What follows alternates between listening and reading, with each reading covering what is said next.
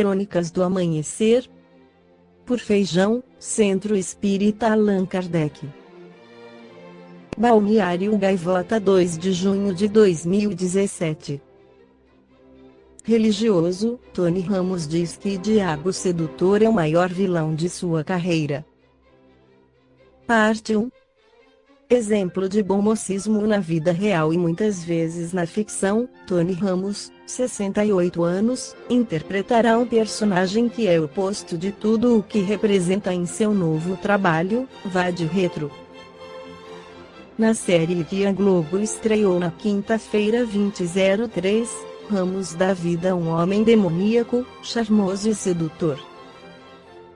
A Beelzebub, a personificação do diabo, será o maior vilão da carreira do ator. Sem dúvida é o maior e mais divertido vilão da minha carreira. Mas em nenhum momento dei nada de mim ao personagem, a não ser suor e transpiração. Definitivamente não tenho aquela sobrancelha tão bem penteada a risos. Eu não faço pequenas maldadezinhas, não me identifico, afirma. Como protagonista da atração de Fernanda Young e Alexandre Machado, ele tem a oportunidade de cometer grandes atrocidades. Ao longo de 12 episódios, o público verá o empresário Beelzebub amarrar sua mulher e acomodá-la no porta-malas de um carro, esconder uma pedra preciosa dentro do corpo de sua advogada interpretada por Mônica Ilse e dar palestras politicamente incorretas, exaltando o medo e os pecados capitais. Comecei a decorar o texto pelas palestras. Elas me faziam bem, me davam o tom do espetáculo, diz Ramos. Sem medo do diabo, os dois últimos personagens de Tony Ramos em novelas também não eram boas pessoas.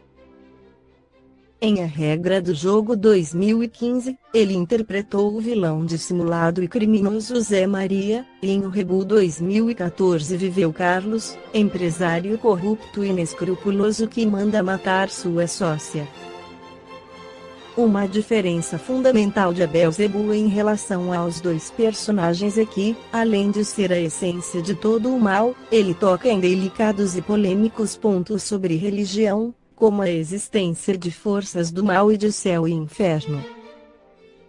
Tony Ramos diz ser muito religioso, mas prefere manter discrição sobre sua fé para não parecer catequizador, mas acha importante que a TV explore esses temas, para que não haja tabus na mídia brasileira. Não acredito no diabo, acredito em Deus.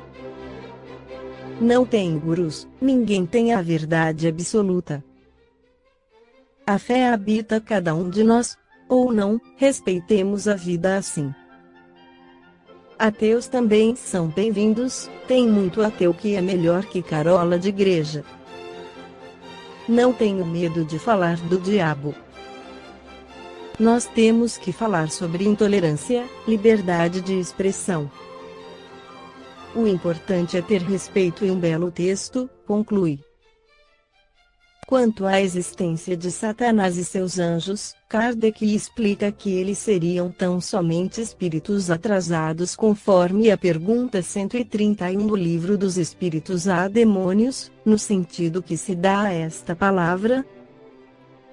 A resposta dos espíritos é: se houvesse demônios, seriam obra de Deus. Mas, porventura, Deus seria justo e bom se houvera criado seres destinados eternamente ao mal e a permanecerem eternamente desgraçados? Se há demônios, eles se encontram no mundo inferior em que habitais e em outros semelhantes. São esses homens hipócritas que fazem de um Deus justo um Deus mau e vingativo e que julgam agradá-lo por meio das abominações que praticam em seu nome. Comentário de Allan Kardec. A palavra demônio não implica a ideia de espírito mau, senão na sua acepção moderna, porquanto o termo grego daimon, donde ela derivou, significa gênio, inteligência e se aplica aos seres incorpóreos, bons ou maus, indistintamente. Por demônios, segundo a acepção vulgar da palavra, se entendem seres essencialmente malfazejos. Como todas as coisas, eles teriam sido criados por Deus. Ora, Deus, que é soberanamente justo e bom, não pode ter criado seres prepostos, por sua natureza, ao mal e condenados por toda a eternidade. Se não fossem obra de Deus, existiriam, como Ele, desde toda a eternidade, ou então haveria muitas potências soberanas. A primeira condição de toda doutrina é ser lógica. Ora, a dos demônios, no sentido absoluto, falta esta base essencial. Concebe-se que povos atrasados, os quais, por desconhecerem os atributos de Deus, admitem em suas crenças divindades maléficas, também admitam demônios, mas é ilógico e contraditório que quem faz da bondade um dos atributos essenciais de Deus suponha haver ele criado seres destinados ao mal e a praticá-lo perpetuamente, porque isso equivale a lhe negar a bondade.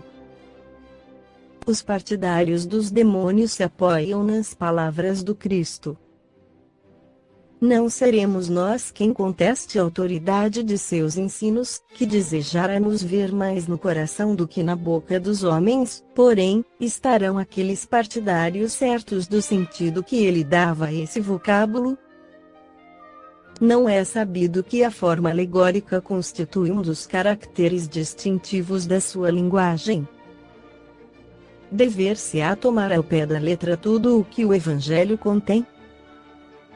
Não precisamos de outra prova além da que nos fornece esta passagem logo após esses dias de aflição: o sol escurecerá e a lua não mais dará sua luz, as estrelas cairão do céu e as potências do céu se abalarão. Em verdade vos digo que esta geração não passará, sem que todas estas coisas se tenham cumprido. Não temos visto a ciência contraditar a forma do texto bíblico, no tocante à criação e ao movimento da terra. Não se dará o mesmo com algumas figuras de que se serviu o Cristo, que tinha de falar de acordo com os tempos e os lugares. Não é possível que ele haja dito conscientemente uma falsidade. Assim, pois, se nas suas palavras há coisas que parecem chocar a razão, é que não as compreendemos bem, ou as interpretamos mal. Os homens fizeram com os demônios o que fizeram com os anjos. Como acreditaram na existência de seres perfeitos desde toda a eternidade, tomaram os espíritos inferiores por seres perpetuamente maus.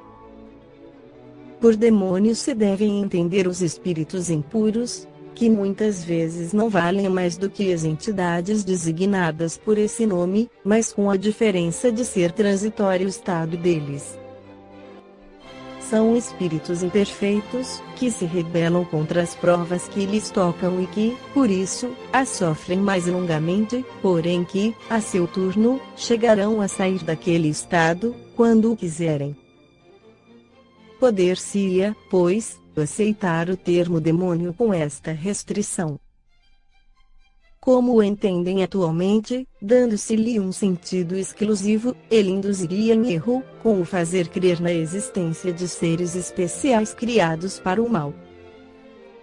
Satanás é evidentemente a personificação do mal sob forma alegórica, visto não se poder admitir que exista um ser mau a lutar, como de potência, com a divindade cuja única preocupação consistisse em lhe contrariar os desígnios. Como precisa de figuras e imagens que lhe impressionem a imaginação, o homem pintou os seres incorpóreos sob uma forma material, com atributos que lembram as qualidades ou os defeitos humanos. É assim que os antigos, querendo personificar o tempo, o pintaram com a figura de um velho munido de uma foice e uma ampulheta. Representá-lo pela figura de um mancebo fora e contrassenso. O mesmo se verifica com as alegorias da fortuna, da verdade, etc. Os modernos representaram os anjos, os puros espíritos, por uma figura radiosa, de asas brancas, emblema da pureza, e Satanás com chifres, garras e os atributos da animalidade, emblema das paixões vis.